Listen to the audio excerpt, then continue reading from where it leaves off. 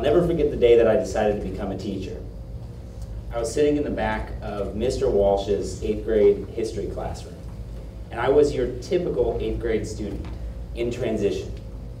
I was short, I had braces, I had huge feet, a squeaky voice, and no sense of what I wanted to do when I grew up. And it was on that particular day that I decided that teaching was my career path. Mr. Walsh was delivering a life lesson that typically was something about how to change a tire, or how to tie a tie, or how to make a breakfast sandwich. But on this particular day, Mr. Walsh was talking about our passions. He had a quote on the board that said, "Do what you love and love what you do." And he proceeded to tell us about why he became a teacher and why his passion was for history and teaching kids. And that day I decided that teaching was my career path. I wanted to be Mr. Walsh. So fast forward a few years later, and I was in my first year of teaching, and I quickly became overwhelmed, I think like a lot of first-year teachers. And my being overwhelmed turned to being burnt out pretty quickly. I was burnt out on content and responsibilities of management and instruction. I was consumed by all of the nitty-gritty details of what it took to be a teacher. And I was sitting discouraged in my classroom one time, and I had an influential mentor come and sit in my room with me and give me some advice that changed my philosophy and the way I taught.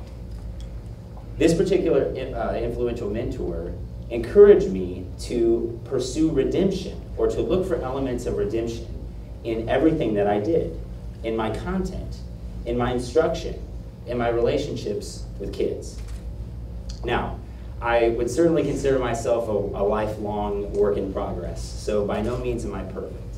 But I think if we consider this for a second, a redemptive mindset, healing the world, correcting errors, ridding the world of evil, healing others for a second, that all of us can apply this to our lives. Whether you're sitting in this room and you are searching for a calling or a passion of yours, or whether you are currently down a career path or pursuing a passion, you can be refocused with a redemptive mindset. I believe this starts with considering two essential questions. What breaks your heart, and what makes you wonder? First, what makes you wonder? What breaks your heart? What is it that stops you in your tracks? Is it the man on the street that you know needs 3 square meals and a place to stay?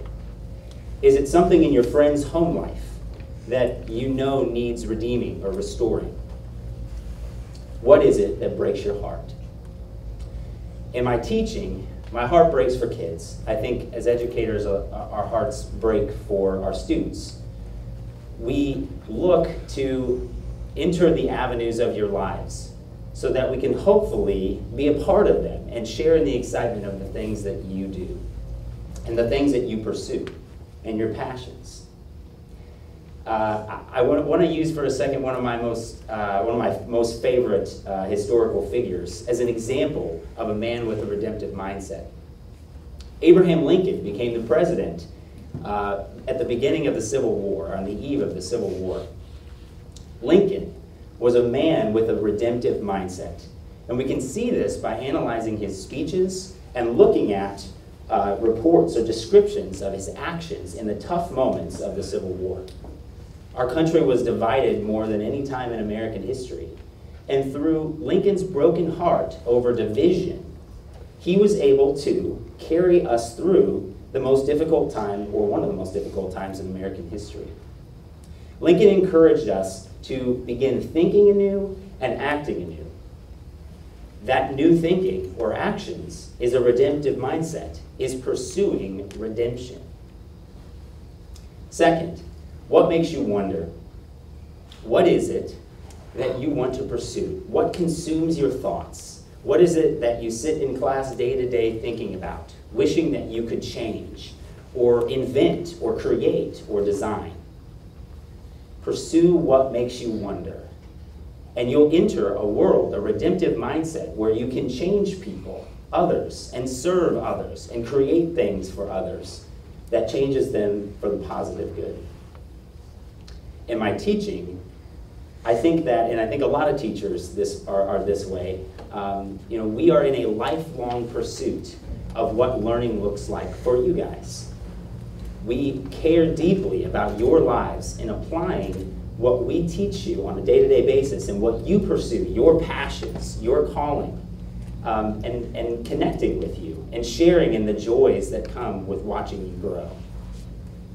I really like food, so I have to use an example from the fast food industry.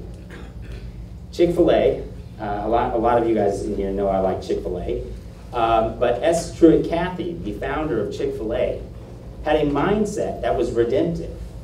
It was different from a lot of fast food owners because S. Truett Cathy, who was a philanthropist and a man with a desire to positively impact the lives of young people, saw fast food as more than just a day-to-day quick service.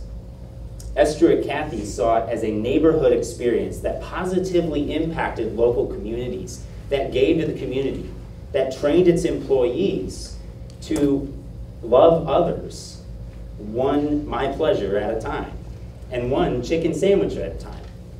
Unless you're me and it's maybe 1 or 2 or 3 chicken sandwiches at a time. What breaks your heart and what makes you wonder can lead you to a world where you develop a redemptive mindset. And in conclusion, I want to encourage you today. Your brains are already wired for redemption, for positive change. And developing a redemptive mindset can lead you on the pathway to discovering your calling or your passion.